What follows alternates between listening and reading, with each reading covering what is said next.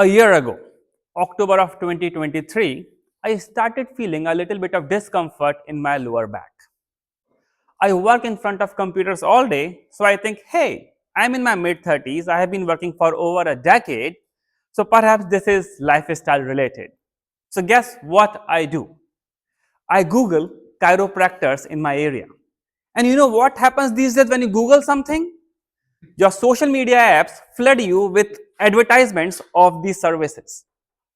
So I sign up and show up at a chiropractor's office. He, of course, tries to sell me a lot of things, tries to, commit me for about 1 year. He takes x rays, asks me to come again to analyze them. I show up again and he tells me, hey, did you ever have an injury? I was baffled because I never thought I had an injury before. He shows me on the x ray that two of my bones, if some of you don't know, our spine is made up of about 33 vertebrae. And he shows me that two of my vertebrae are not aligned correctly.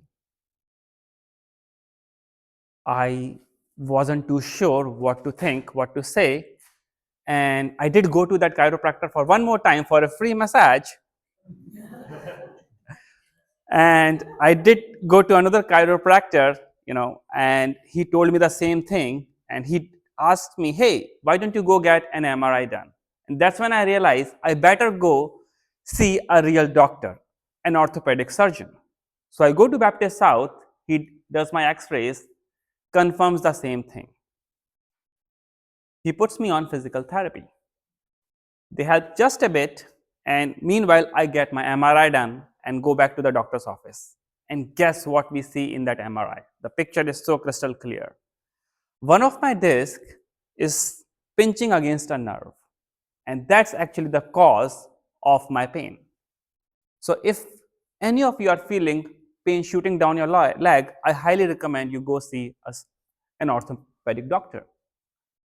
Not only this disc, which is called a herniated disc in medical terms, I also had another condition called spondylolisthesis. I'm likely butchering the name of this term, but what it means is one of your vertebra is actually has moved over another one. So the doctor tells me physical therapy can only help to a limited extent because it's not going to push that disc away and that pain is going to remain.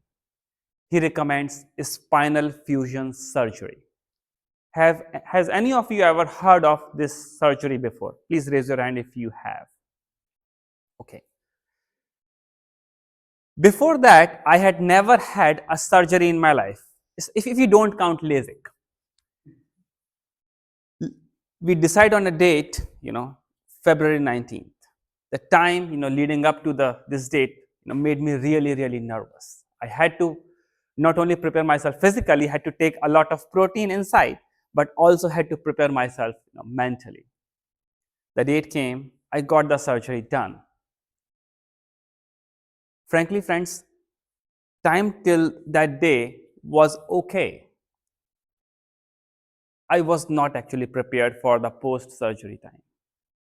I underestimated my potential to actually, tolerate the pain I would be in. Of course, I was in hospital for 5 days and I thought I would be fine after that. I took 2 weeks off from work. I thought I would be okay, but I was not. Fortunately, I worked from home, so I was able to get back to work, but I was on some really strong pain medications. It was hard for me to get up from bed. I was using a raised toilet seat. And for the first time in my life, I was using a walker. For a few weeks, I was using this walker to move around. And just thinking that, hey, I'm in my mid 30s, what's going on with my life? I did lose some faith in myself. But hey, time heals a lot of things. Over time, I was able to get rid of the walker. I threw away the raised toilet seats. And this is when you realize what matters most in your life. When you're in your 20s, in your 30s, it becomes a lot about doing big things in your life, making a lot of money, having a really good job, living a comfortable life. But this surgery made me realize that your physical and mental health take the utmost priority.